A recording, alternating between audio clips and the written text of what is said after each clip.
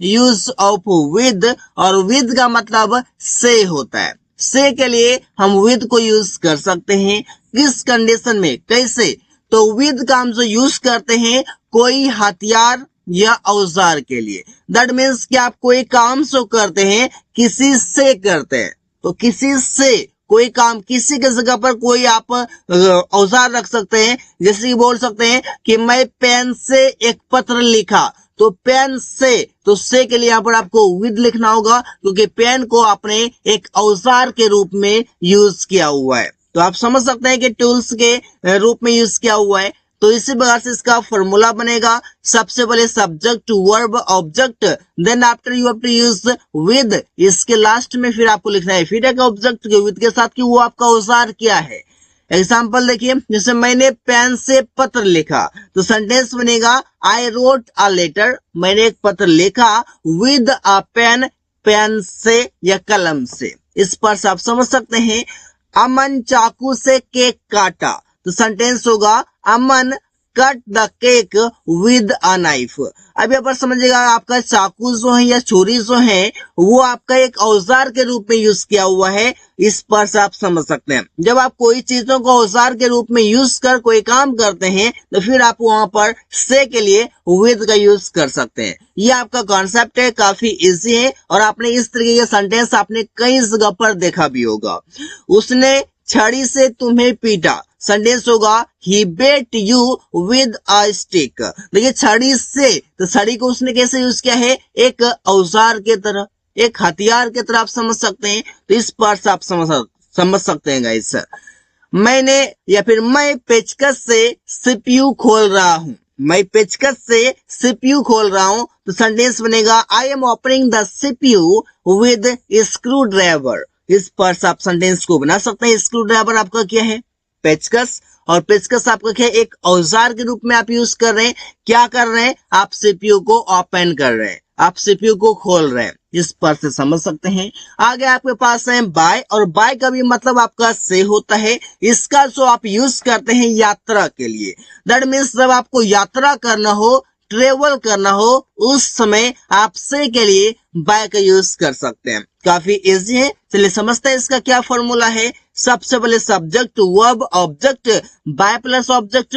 आप यात्रा जो करेंगे किससे करेंगे, बस से, बाइक से, ट्रेन से, किससे करेंगे आप, जिससे भी करेंगे आप उसका नाम लिख देंगे ऑब्जेक्ट में बाय के साथ।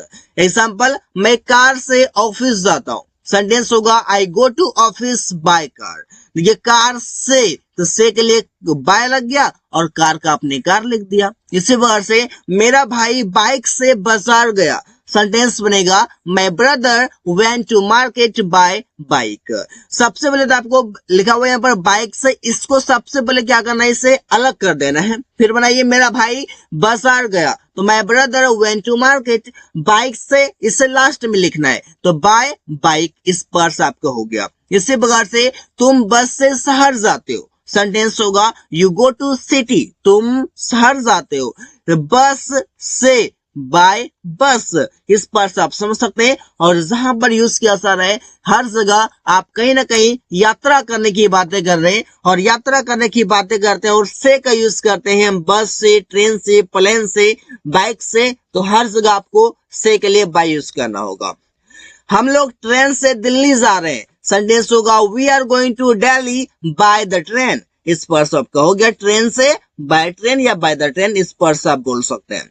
सो गाइस, आगे आपके पास ऑफ, और ऑफ में आपका देखिए डबल एफ लगा हुआ है, ओ एफ एफ, जिसका मतलब होता है से। अब इसको हम यूज कैसे करते हैं गाइस, जब आपको कहना हो गति से, गति मीन्स मोशन, जैसे आप बोलते हैं ना कि वो छत से गिर गया, या फिर आम पेड़ से गिरा, तो यहाँ पर जो से आ रहा है, पेड़ से, छत से, ये सभी से के लिए आपको ऑफ यूज करना होगा, क्योंकि जब आम पेड़ से गिरेगा तो गति के साथ गिरेगा। जब कोई लोग छत से गिरेंगे या कोई चीजें छत से गिरेगा तो वो गति के साथ गिरेगा। तो गति जब लगा हो उसमें और से लग रहा हो, फिर आप लोग यूज करेंगे वहां पर ऑफ, जिसमें डबल एफ होगा। फॉर्मूला काफी सिंपल है, subject verb of plus object लगाइए। इस पर से ऑफ आपका एक प्रीपोजिशन है, इसे ध्यान रखना है। जैसे कि पेड़ से आम गिरा, तो सेंटेंस होगा the mango fail, the mango fail, आम गिरा, ऑफ मतलब से, द ट्री पेड़ से, इस पर सबको हो गया। बच्चा छत से गिर गया, तो सेंटेंस बनेगा द चाइल्ड फेल, बच्चा गिर गया छत से, ऑफ द रूफ। इस पर सब समझ सकते हैं क्योंकि यहाँ पर गति की बातें की जा रही है। बच्चा जब छत से गिरेगा तो मोशन तो होगा, गति तो होगा, गति के साथ गिरेगा। आम जब पेड़ से गिरेगा तो गति के साथ गिरेगा। इस पर सब समझ सकते हैं। मैं दीवार से गिरते गिरते बचा, तो सेंटेंस कैसे बनेगा? I escaped falling off the wall. Off मतलब आपका से, किससे? दीवार से, क्योंकि मैं दीवार पर था और वहां मैं खड़ा था, कुछ कर रहा था, मैं गिरते गिरते बचा। तो इस पर सब बोलते हैं ना, तो काफी सारे सेंटेंसेस आप स्पीकिंग में इस प्रकार से यूज करते हैं। तो गाइस जानिए इस इंग्लिश में कैसे यूज करते हैं। वो पुल से नदी में गिरा, सेंटेंस होगा ही फेल इनटू द रिवर, वो नदी में गिरा पुल से, ऑफ द ब्रिज। अब ये पुल से गिरेगा तो गति के साथ गिरेगा, गति तो उसमें होगा। इस पर आप समझ सकते हैं। आगे आपके पास सेंस, और सेंस का भी मतलब होता है से। अब इसको आप यूज कब करते हैं? इसको यूज करते हैं जब निश्चित समय हो, उसके साथ आप यूज करते हैं से। जैसे कि point of time, point of time means निश्चित समय। अब समझते हैं, जैसे कि आप बोलते हैं घड़ी का टाइम, घड़ी में बसा होता है आपका 2 बजे, 3 बजे, 4 बजे, ये सभी आपका लिखा हुआ रहता है। 2:10, 2:09, ये सभी आपकी घड़ी में लिखा रहता है। कैलेंडर में आपका जनवरी, फरवरी, मार्च इस पर से लिखा रहता है। आपका उसमें लिखा रहता है ईयर का नाम, आपका लिखा रहता है उसमें फेस्टिवल का नाम। तो इन सभी के साथ आप यूज करेंगे सेंस का। साथ साथ सुबह, शाम इसके साथ भी, बचपन इसके साथ भी, कल इसके साथ भी। कल मतलब यस्टरडे, इस वर्ड से बोल सकते हैं आप since yesterday, since childhood, since evening, since morning, इस वर्ड से। तो गाइस आप इसके साथ यूज करेंगे। फॉर्मूला देखिए काफी सिंपल है। Subject has, have plus been लगाएंगे आप, प्लस वर्ब के fourth form object plus since plus time.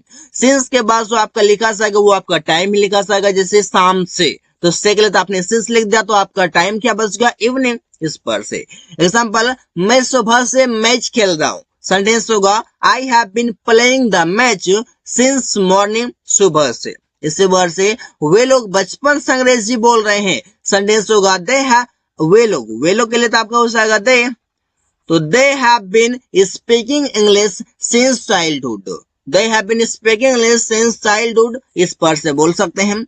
तुम लोग कल से वहां काम कर रहे हो, सेंटेंस होगा you have been working there since yesterday, इस पर सबको हो गया।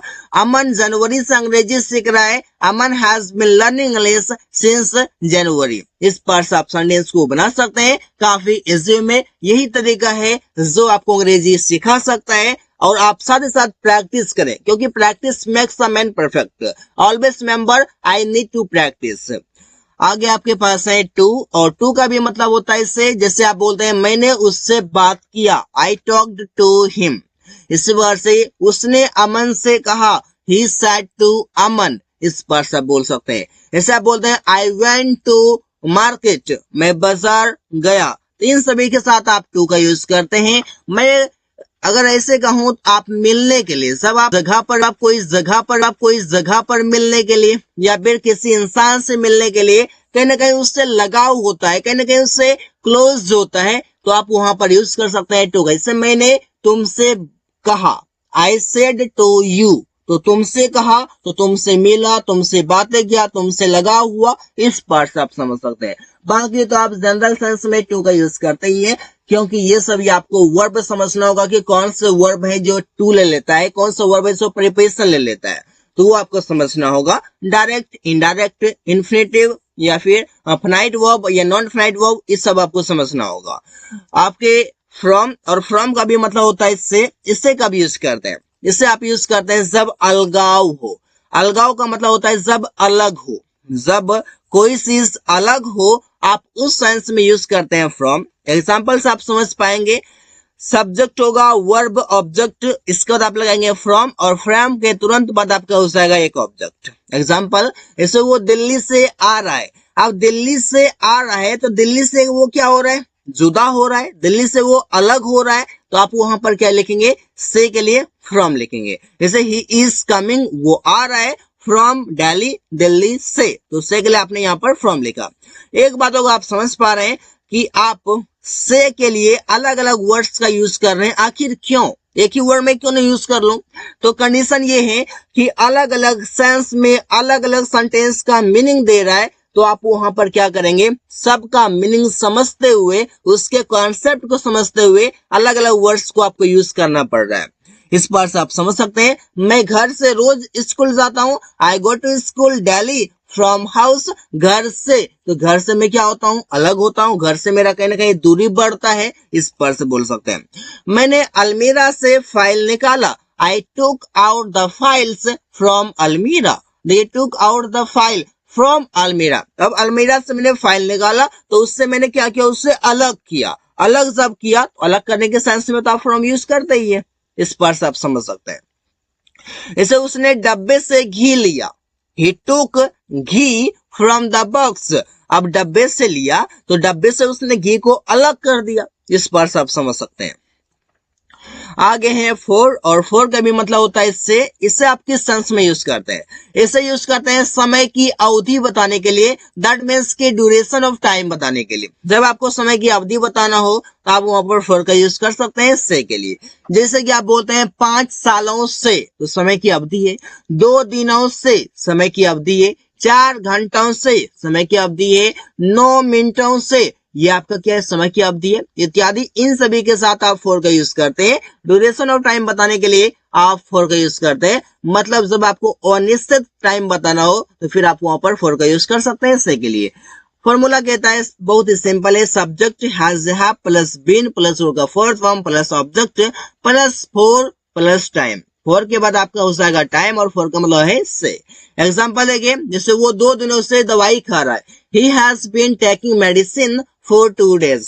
यहाँ पर 4 मतलब हो गया से, 2 दिनों से, फॉर 2 days। इसी बार से हम लोग 5 सालों से यह किताब पढ़ रहे हैं, सेंटेंस होगा we have been reading this book for 5 years। 5 सालों से, फॉर 5 years, इस बार से आप समझ सकते हैं। और 4 आपका स्पेलिंग देख लीजिए कैसा है, FOR, इसे गलती से FOUR न लिखें।